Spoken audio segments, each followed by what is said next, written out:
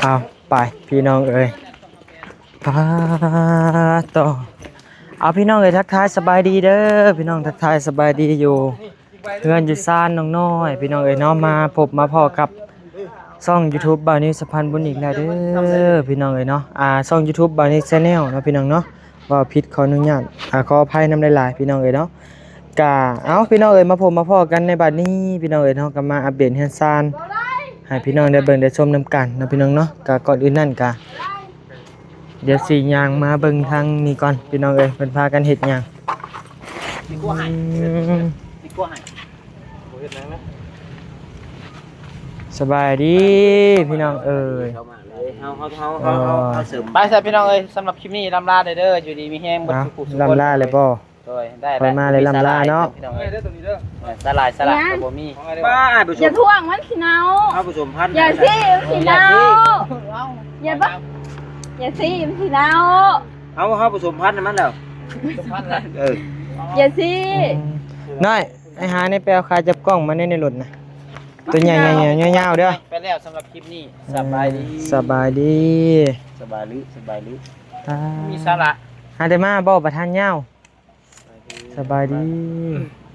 โหยคือสมคือกันเถอะวะเนาะก็สู่ของโตแล้วเนาะ6 7พุ่นน่ะใช้ชาวหกบ่ได้สมแล้วเด้อเอาได้เท่าไหร่ก็อันมื้อนึงน่ะถามเพิ่นผู้เพิ่นซื้อล่าสุดไผซื้อไผซื้อเสร็จแล้วบ่ตาว่าบ่นิวซื้อทรัพย์ว้าวไผซื้อยามใดเอาได้แต่แท้ฮู้น่ะราคามันนั้นว่ะเบิ่งใน Lazada มีแต่ 20,000 ปลายนะเอ้าบ่โตกลมๆนะเพราะว่าเอาตัวยาวอันนี้มันบ่ยาวตัวกลมผู้มันยาวโอ้สิตีบ่นิ้วอีกพี่น้องเอ้ยไปเอาอยู่หั่นบ่เอาอยู่หั่นบ่จังหน่อยเด้อยังน่ะเอาตัวไก่มื้อนี้สิมีคนโชคดีพี่น้องเอ้ยเนาะบ่เลยนะเอ้ยไปเลยนะปะเอาฮะเอาคอไก่ไปเลยแม่สับไปไก่เราแม่นเท่นี่สบายดีสบายดีพากันนั่งยิงคุโลคุลาถือให้อีกบ่ถือให้เราอยู่มันเห็นนี่มาหน่อยเอามาเอานี่เลือกหลายนี่ให้พี่น้อยเลือกเอาตัวใดกันคอเลยน้อยเมื่อยได้นางน้อยเลยเอาเนี่ยไปเอาไก่มาต้มนี่ไปสาดบ่มีใช่ฮะกล้ามเราขัดตรงนี้เนาะกล้ามมันดึกเด็กบึกได้อันขัดใหญ่ดีบดขาวอีกบ่ว่ะใช้เบ่งด้วยเบ่งดีๆเบ่งมันขึ้นมาดิเลยเหลืองไหนเบ่งดีๆตัวนี้แล้วไอ้เบ่งกล้ามไม่เป็นไรตัวนี้เลยนี่งอๆตัวนี้เฮ้ยคือเหนียวกึ่งอยู่ตัวนี้แล้วเป็นลูกขักเลยนี่แหละเดี๋ยวคนบุรีเช็ดต่อปอตาถึงกับนกโอ้ยไปเลยย่านได้เมื่อมันตอดไว้นี่นี่ฮะจกลายพวกนี้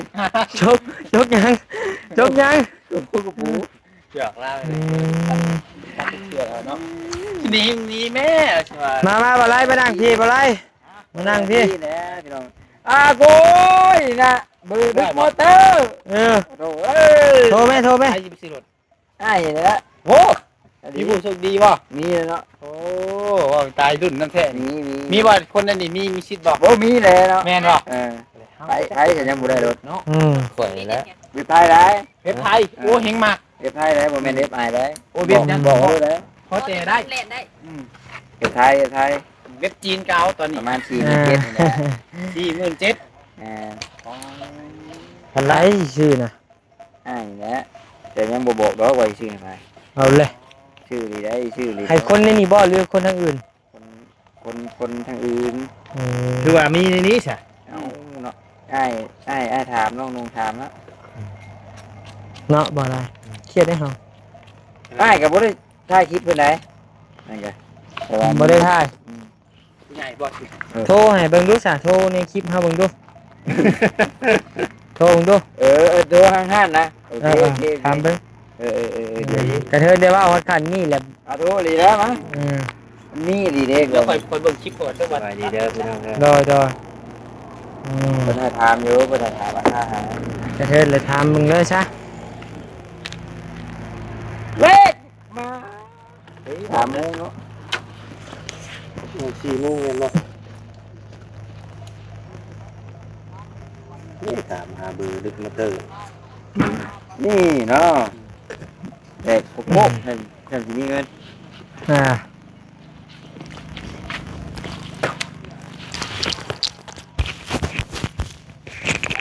โอ้ตีเปีย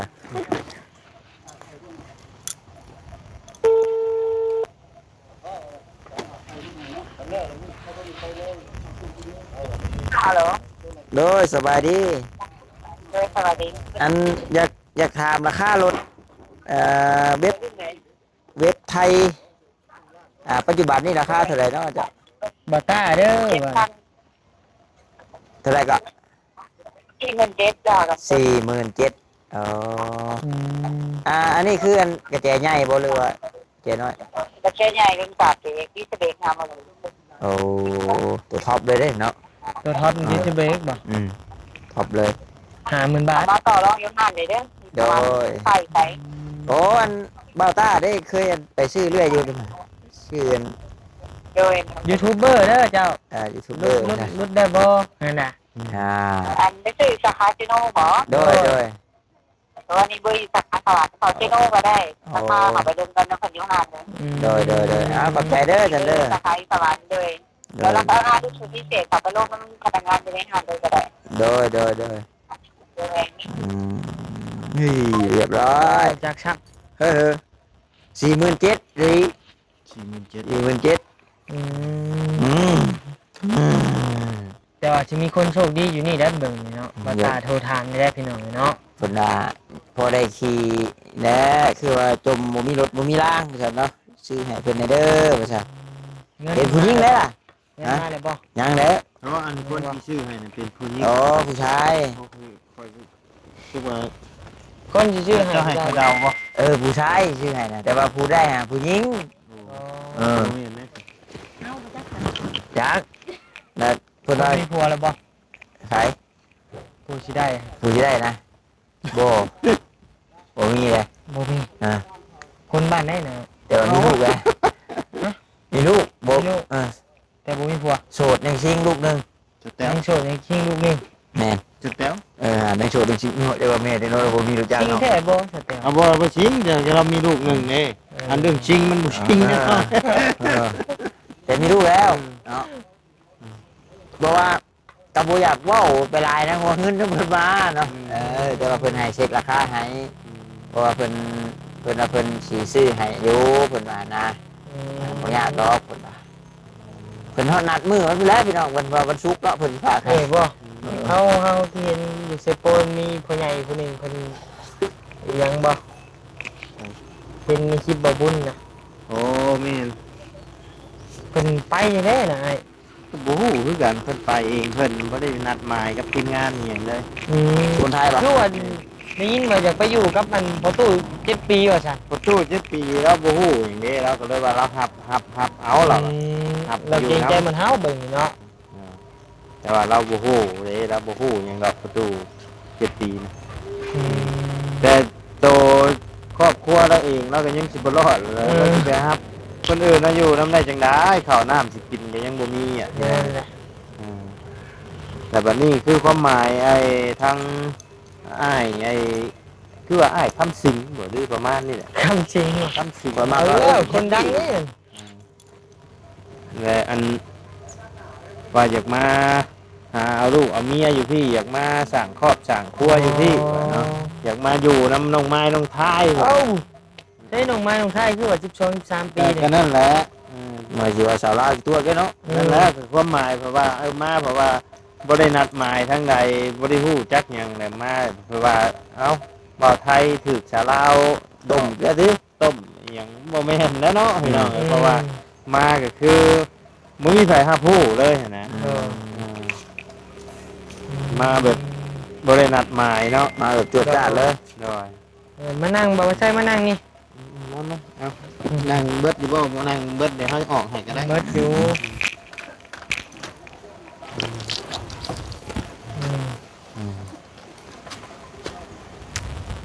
หนังเรียงกระเด็นมันอยากมีแนวได้เนาะ โอ้มีแหละ โอ้ ช่อง หนังเลยหนังเขาบอก อันนี้เป็นช่องของเจ้าบ่ แม่ช่องของเฮา เอาเลย ช่องของเฮามีหวังบ่เอาเร็ว ว่านี่คอยจะซื้อไผ่เนาะ บ้านนี่เจ้าก็ได้คอยก็ให้เจ้าคือกัน เจ้าคอยจะให้เจ้า อ่า มื่อนี้อยากจะให้ไผ่ปะ นี่ ได้ เดี๋ยวนี้จะคอยจะให้ไผแล้ว รับตาเขียนรับตาบ่แม่ก็79 สำหรับออก79กับบ่เสียใจ3779ก็เลยกระปูเก้า อ่าจานเจ็ดกับกระปูติ 79กับกระปู อืมอืม โอ้บรรยากาศ เห็นมืดบ่ครับเดียวคอยเบิ่งเจ้าสิขาดครึ่งหนึงไปจักเบิ่งคอยเบิ่ง มันขาดตรงนั้น ว้าวเล่นกล้องพิลิกแท้เฮ้ย สาขาชื่ออยู่เชนูแต่ไปถึงสาขาสวรรค์ดิ เนาะคือเอาอันนี้เฮาว่ะ เออ เทียบให้เฮาเฮาเล่นนั่งซื้อบ่ตาข้างนี้ คุณบูจ้าซ้ำเมื่อกี้ เป็นเจ้าผู้ฮอดบ่ตาใช่มั้ย เอาพี่น้องเอ้ยเนาะมื้อนี้มีคนได้ข่าวดีพี่น้องเอ้ยเนาะจักเป็นบ่ตาบ่นี่เด้อยังๆโอ้ยเนาะตกใจเด้ เราเห็นดิ แรงช็อตอยู่ช่วงนี้ ชอบไว้ ฮะข่าวยี่ตื่นแล้วอ่ะ ต้องมาช่วย งาม โอ้ยโอ้ งามคนได้เสร็จ เพิ่นว่าต้องนั่งงามๆซับจังเข่าเพิ่นว่านั่ง เอ้ามันสินั่งงามบ่ได้บัดนี้เอ้ามันสิตกเอ้าบ่ไรนั่งงามบ่ได้ จะเกิดเฮ็ดเลยล่ะ นั่งบ่ได้แต่เขาจะมันออก โอ้ยง่ายตรงนี้เนาะ ยุ่มบุรี ถ้าเกิดบ่แม่นเจ้านี่ง่ายเพิ่นเลย โอ้ยเด้อพี่น้องเอ้ยน้องกา อย่าเลย ในใจบ่นิ้วน่ะอยากให้ว่าทุกคนเลยนั่งอยู่พี่น้องจะบ่ผิดหวังพี่น้องเอ้ยเนาะแต่กะเฮาบ่มีพี่น้องเอ้ยเนาะกะมีแต่ทางแม่เพิ่น ได้ก็ดีใจกันเบิดใจน้ำ เป็นอย่างนั้นไอ้ บ่ไล่นี่บ่นิ้วก็ยังบ่เคยมอบให้จักเทื่อพี่น้องเอ้ยเนาะ พงกาแฟจะขวดก็ได้ดอกเนาะ โดย เดี๋ยวเขาสิอาสาไปซื้อก็ได้เด้ บ่ไล่ยังบ่ได้กับบ่นิ้วนี่บ่ต้านี่ก็เคยได้แล้ว1,000เนาะบ่ว่าใส่เคยได้ซอเบลก็เคยได้มีแต่บ่ไล่พี่น้องเอ้ยเนาะยังบ่ทันได้ ได้อยู่บ่นั่นกะ จะว่าเป็นข่อยไปจักแค่นี้เนาะ เอ้ยตอนนั้นกะตัวเราบ่เนาะ เนาะ กินทุกมื้อนี่ไปถึงตัวก็จะโอ้ ตัวหลายอยู่ ตัวลายเลยเนาะ ได้ต้นได้บ่ไล่นี่กับพี่น้องเอ้ยเนาะโดยเพราะว่าทางง่ายเพิ่นนี่ก็บุกเบินมากโอ้พี่น้องเอ้ยเนาะก็เนาะพอสมควรอยู่แต่ก็ กู้และช่วงเนาะในนักคือแหละมือผู้ใดก็ได้ ไป มัน ที่ว่าเฮ็ดอยู่ทุกมื้อนี่คือเฮ็ดตามหน้าที่นี่แหละ โดย มันแทบบ่ได้หยังเลย บ่ได้ได้ได้ นั่น พวกเฮาก็อยู่แต่บ่อนเก่าบ่อนเดิม เนาะ มีบ่อนไปก็ว่าแม่นเนาะ เฮาบ่ฮู้ความสิไป มันช่วงหน้า สองคันเว่าเรื่องความไปนี่ฮู้อยู่แต่ว่าเว่าเรื่องเงินสิเติมน้ำมันให้สิเข้าไปหามันยากอันนั้นปุ๊บมาเนาะมันแบบเขามีเงินก้อนหนึงแล้วก็พากันทีมงานไปเฮ้ยเข้าหมู่บ้านนี่ไปหาตะลุยมันได้ก็สิได้อยู่พี่น้องเนาะอันนี้เฮาสิไปมันก็ก้ำกึ่งอยู่นะมันเงินคำมันก็ยังบ่มีแหละก็มีอยู่ซ้ำที่เรามาได้นี่แหละมีอยู่ซ้ำนี่นะไปบ่ได้ไกลมันเดิมมันมา แม่ เซปูนนี่ก็ยังขึ้นยากนะ แม่นคือแบบวันนี้สิไปเชโปนก็ยังคือ ถ้ามันไกลบ่เซปูนก็บ่ไกลเนาะ แม่น2-300 พอไกลบินตกไปหน่อย โอ้บ่ตกได้เฮ้ย พวกไก่บินตกจริงๆบินหลายรอบอยู่แล้ว โอ้หลายรอบอยู่ฮอดพุ่นครับพี่น้องเอ้ยเนาะก็มีคนได้ข่าวดีมื้อนี้พี่น้องเอ้ย โชค เกิดโชคอดีตะ ได้ ใช่เฮ้ยยังไงนี่วะหนุกจะเรียกกระโดดแท้เอาออกมาล้านหนึ่งก็เบิดแล้วบัดนี้ก็เลี้ยงเงินล้านกีบให้มันจุบเดือนแล้วบัดนี้ ต่อมาหนึ่งเงินเนี่ยใช้ชุดเดือน รางวัลสิพออยู่นั่นเนาะ ก็ได้เงินอีกแค่นี้ แม่น มันล้านไปปลายเอาล้านหนึงก่อนได้ซะเนาะเห็นบ่มีเงินแหละเนาะให้ข่อยซะเนาะ โดย ให้ข่อยซะ เอาคงข่อยโอ้ยโอ้แล้ว ลึกหลายเอาจะได้ใช่ บ่แล้วเนาะอุ้ยเฮา บ่ได้เลย แม่บ่ แม่ลี บ่ได้ เออ เฮาอีดีบ่ ลึกปากน้องเอ้ยโอ้เย้ใช่ สร้างตกเลย สร้างก็ยังบ่มีอันรางวัลปลอบใจมันจะเถื่อเด้สร้างก็ เอาคือมี11ใบเฮ้ย เอามาคืนได้เลย 11ใบบ่แล้วมันหายเลยเนาะ เอออันนี้ก็เป็นเงินทางไม่หักข่อยเด้อจะเป็นขึ้นหูดอกว่าไม่หักข่อยคนใด อ๋อ เนาะเออนี่แหละเพิ่น เพิ่น ก็ ฝากว่าให้ยังหลานใคร เว้าว่าเพิ่นว่าได้ยินว่าแม่จะไปผ่าตัด อืม อะไรก็ให้เจ้าแหละจะไปอันน่ะเองเจ้า โดย จะไปปฏิบัติเองเจ้า เพิ่นซอยบ่ซอยค่าเดินทางเนาะ แม่ กะแม่นอยู่ผมพี่น้องเนาะกะแม่น้องปัดไส้หาเพื่อนสิไปผ่าตัดอยู่ขอนแก่น โด พอไปกวดอยู่หมกนี่ก็กวดหมอเพิ่นว่าเพิ่นเฮ็ดบ่ได้ไปเบิดแล้วเฮ็ดได้อยู่แต่ว่ามันหมอยังตัวแพงๆหั่นน่ะแต่ว่าเงินเฮามันบ่ถึง อินเตอร์บ่ เลยตัวจะไปหั่นแหละ ตัวพอไป แม่นมัน นัก เฮา อยู่ เฮาบ่ไหวค่าใช้จ่ายก็เลยว่าเพิ่นแนะนำให้ไปขอนแก่นไปหาหมอใหญ่อยู่พุ่น โด ว่าเราก็ยังบ่แน่ใจ100%ว่าสิได้ผ่าตัดแท้บ่ก็แบบว่าต้องได้ไปแม่นไปเบิ่งไปหาทางบ่กะเฮาก็เตรียมเครื่องเตรียมหยังไปเลยหั่นแหละแต่ว่าให้เพิ่นกวดเบิ่งแต่ว่ากวดทางนี้อ่ะก็เห็นก็มีกวดหลายบ่อนแล้วเพิ่นก็ว่าเป็นถุงน้ำเพิ่นว่าถุงน้ำไม่คล้ายๆแบบว่าลำไส้บ่มันติดลำไส้มันก็เสี่ยงหลายอย่างเสี่ยงเป็นมะเร็งแล้วก็เสี่ยงมันอันตรายเนี่ยมันไกลลำไส้เด้ โด แต่วันที่ออกคือบ่ออกกับบ่ฮู้ โรคง่ายเนาะไงเนาะ โดยก็นี่แหละเพิ่นว่าบางเทื่อก็ถ่ายเดือนบ่ถ่ายเดือนนี่ก็ต้นเดือน เพิ่นยังเพิ่นเจ็บบ่ได้นี่จ้ะ ก็บ่ได้เจ็บเราเฮ็ดเวียกได้ปกติ แต่ว่า ใช้ชีวิตปกติแต่ว่ามันเพิ่นไปกวดแหละคล้ายๆว่าเพิ่นไปกวดอันคืนน่ะนะกวดพญาธิคืนที่ว่าเพิ่นเคยผ่าตัดมาก่อนฮะไปกวดคืนแล้วมันเป็นถุงน้ำบาด อืม แล้วบัดนี้ ครับ หมอเพิ่นเลยว่าให้ไปผ่าตัดไปหยังออกหัวยามันแตก ถ้ายามันแตกแล้วยามันแตกเป็นขนาดมันแตกเป็นว่าขอโทษนะเป็นน้ำเป็นยังเลยเป็นยังว่าคล้ายกันยังเป็นเลือดเป็นยังมันเสียงตะไลายนะ อืม เออ แต่ว่าอันคอยสิให้อีกช่องทางหนึงแต่ก็อยู่เวียงบ่แหละคันเป็นผ่าตัดก็คือเด็กเอื้อยก็ผ่าตัดก็อยู่เวียงบ่แหละแต่ก็คันไปคน ก แก่ ระ นก็ ทาม ดี อยู่ แหละ โดยเพิ่นก็ว่า โดย ที่แรกก็ว่าจะบอกคุณอยู่แต่ว่าคุณว่ามันไกลแน่คุณว่าก็เลยว่ากระเทือนว่าสิไปผิดแล้วนะมันแลนเพิ่นแลนในกระสอบกระซา โด แหละ ยก็ดีแล้วไปนี่ก็ดีก็มีแต่ให้ปลอดภัยเนาะ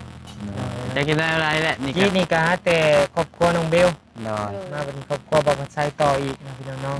ๆก็ยังไข่เนาะบางกระไซเพิ่นก็ยังอันนี้อยู่นะเกิดที่3ได้เกิดนี่เกิดที่ได้ได้กันมันต้นเพิ่นทะเลเนาะเพราะว่าดำเถื่อดำใดก็ยังว่านั่นแหละอันนี้เถื่อที่3 ถ้าตัดเถื่อ3 เถื่อที่3เลยได้ เถื่อ1มาบ่นสิย่างได้รถเนาะ ใช้เวลาเป็นเดือนเป็นเท่าไรเดือนแต่สิกลับมาแข็งแรงคือเก่านะพอสิว่ามื่นตาอ้าปากได้กะ ยาก แน เล วย เป็น พี่น้อง ไป เนาะผู้หญิงเนาะยิงไปติขาดองเขานี่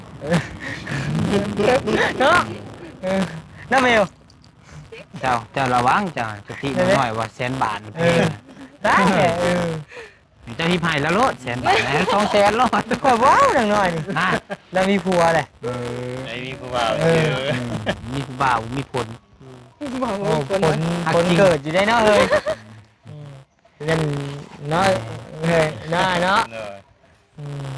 บ่ได้แล้ว จะได้กับไม่จะฝากขอบคุณเพิ่นนั่นแหละ โดย จะได้ทางเจ้ากันสู้ๆเด้อ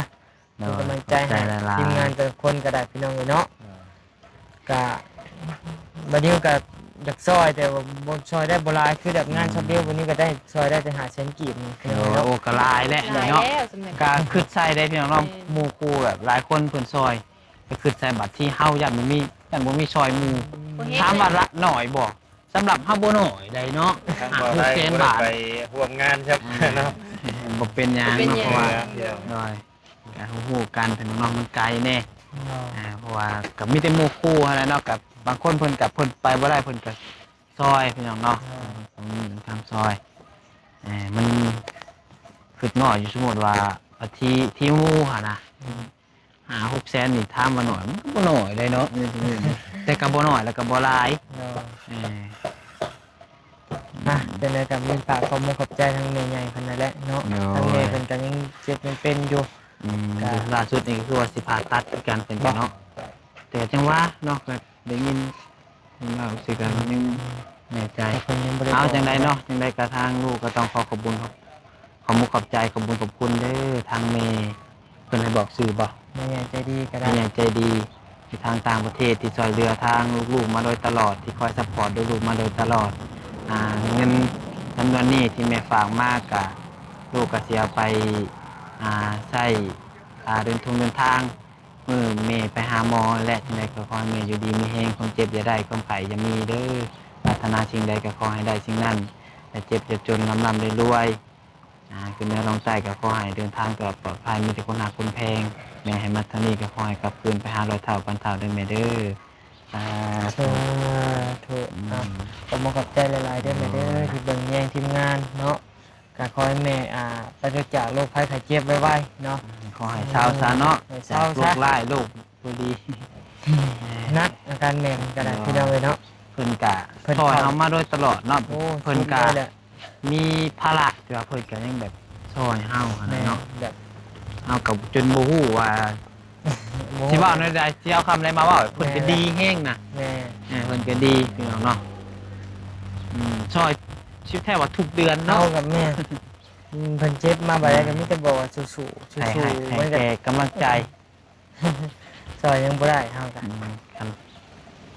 มีแต่สู้ๆแหละแม่ ให้เพิ่นเศร้าซะ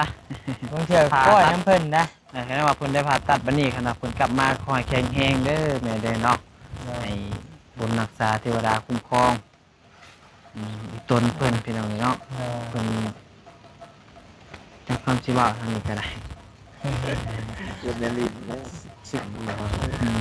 เอาเดี๋ยวดันแม่ทักมาบอกโอ้หายน้ำตาคอนะบ่เป็นหยังนะพี่น้องเนาะบ่ได้เอาเฮฮาต่อแล้วพี่น้องเนาะกับบ่โศกเศร้าอะไรนะ เบิดแม่ลิ้นเลย เบิดเพราะนั้นในใจแต่เบื้องได้ไม่ใช่ ชีรถก่อนสิ เบิด ลิ้นเห็นอยู่ เอาเดินทางมาก่อนพี่น้องเอ้ย37เด้อพี่น้องเด้อมื้อแรงเด้อ บอกสี่ตัววันนี้ยังมาเอา ยังอันนี้ 36 37 36 37 สัญญาณบ่ สัญญาณ บอกมือขับแล้วก็เหตุต่อแล้ว โอเค มาใส่เจ๊มีแนวบ่มีแนวมาบ่สบายดียังทางหลังน่ะใส่เลยใส่เอามาเบิ่งเอามายังเนี่ย เรื่องใด ยังเหรอ ให้รับเลย ยัง โอ้เด็กกระปูยิบจอกเนาะ ซื้อเล็กตะปูเฮานี่เนาะ แม่3979 ตะปู โอ้ย